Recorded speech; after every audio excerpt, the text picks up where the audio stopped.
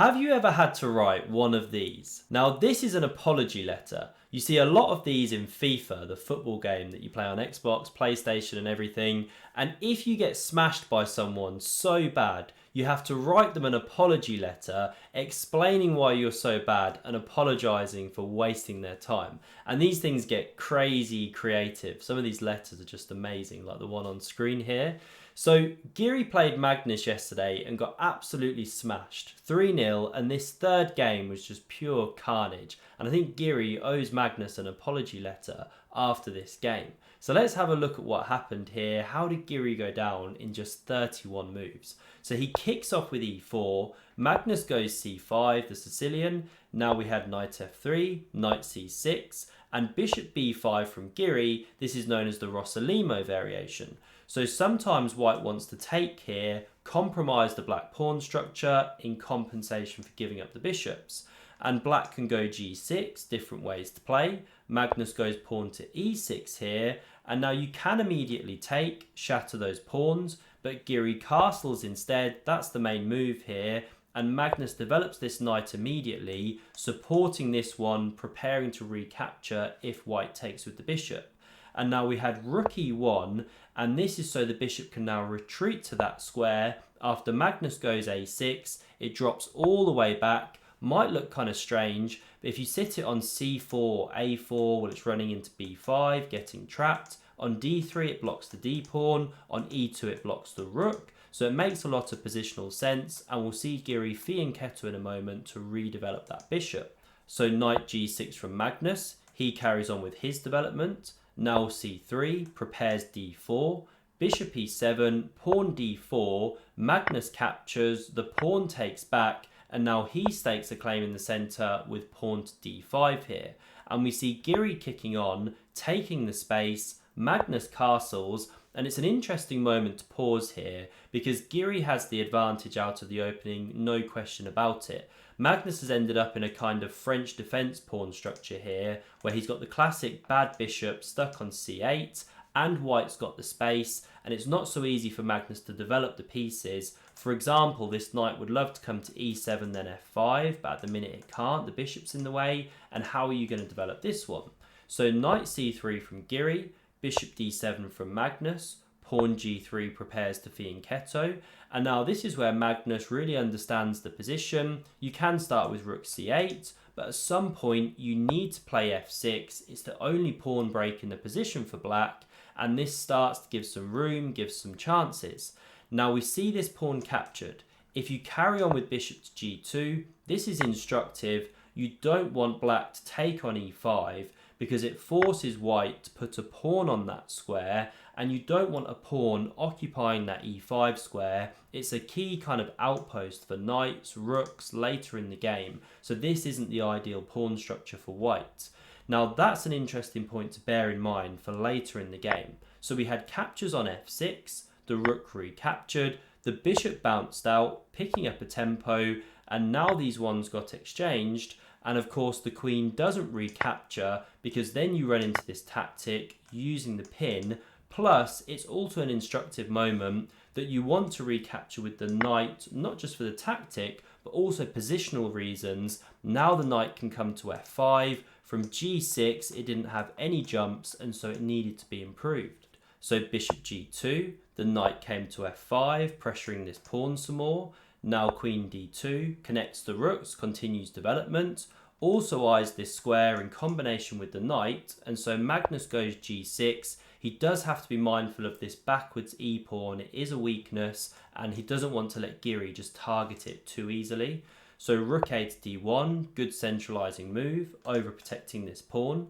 Rook c8 hits the open file, and now Giri has to find a way to continue the play. There's a couple of key moves here from the computer. One is h4, gaining that space. Another is maneuvering this knight because it doesn't have any jumps. It can't go here. Okay, you could put it out here, maybe one journey, but Giri goes for this journey, very logical. He wants to hit f4, pressure this pawn, and that's why Magnus stops this move with g5, and so Giri comes this way. Because the other idea of coming to f4 was to go to d3 and e5 and land a piece on that square. So by coming to c1, well, he's looking to go on a very similar journey.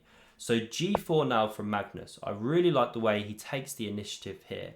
He drives this knight into e5. He has to try and drum up some kind of play because long term he's got the worst pawn structure and he'll be suffering. And now he captures on e5, and here Giri plays a very surprising positional move for a player of his caliber. So he recaptures with the pawn.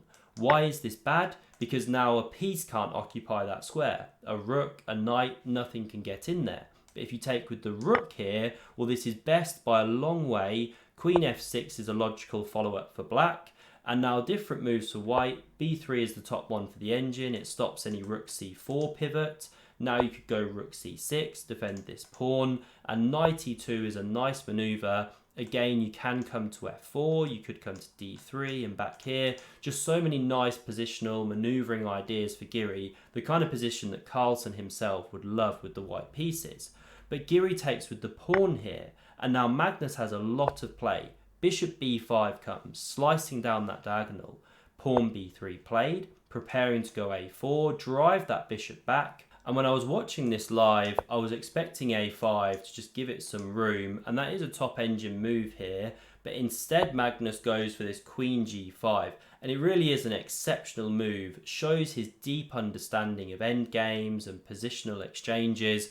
So if white takes that one, which is possible, well, it's just a roughly level position. But the point being, these double pawns aren't really weak because white doesn't have any good way to actually get at them. And this knight's a bit of a monster here. Magnus is first to the open file, so there's a lot of trumps in his position. Also, this pawn could be weak, you know, so it is actually a good exchange for black.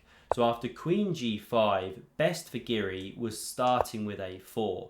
Now Magnus should take here. This is the top engine line. Rook recaptures, covers the second rank critically, and now the bishop could drop back and it's a roughly even position. But we didn't have a4, we didn't have takes on g5. Giri went queen b4, a much more ambitious move, but a very poor blunder for a player of his caliber, like I say. Because can you see how Magnus should continue? And yes, it's the very simple rook to c2. And maybe he thought this was an issue with a4 coming, which is what comes. By the way, knight d3 was the best defense, but still decent for black, and the same move could have been played to crash through. But after a4, things are even worse. Can you see the move for black here to crash through and just crush the white position? So the move Magnus played was knight takes on g3. Very simple tactical idea. It opens up the rook, that can then join the 7th and attack with the other, or the 2nd you could say, not the 7th. So we had takes on b5 played by Giri. Now if he captures here, well, we just crash through. Same thing, you're hitting this bishop, and this is the thing, I mean the bishop's got no squares. If it comes back here, let me turn the engine on, I didn't analyse this one. Okay, it's mate in 3. You can go rook f1, rook captures, oh, and then you get queen e3, you've now got access to that square. Rook f2, you have to block, and there's mate. So there's just so many nice checkmates here. So the bishop doesn't have anywhere to go in those lines. Anyway, the knight wasn't captured. The bishop was captured, but same thing. Magnus crashes through, and now, okay, it's just completely over. We had knight e2, which is the best move in the position, but it's mate in 9. So it interrupts the connection of the rooks. We had takes, captures back with check.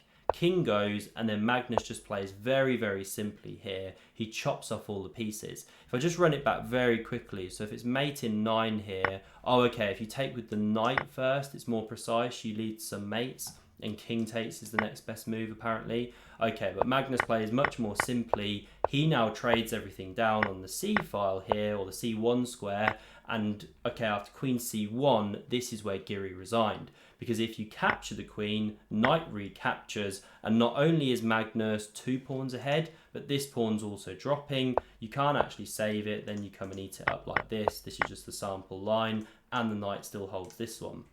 So an absolute smashing by Magnus Carlsen. Giri owes him an apology. I hope you enjoyed this one. Do hit that like if you did. Subscribe to never miss a future one. And if you want to see another brutal Magnus Carlsen game, then check out the video on screen.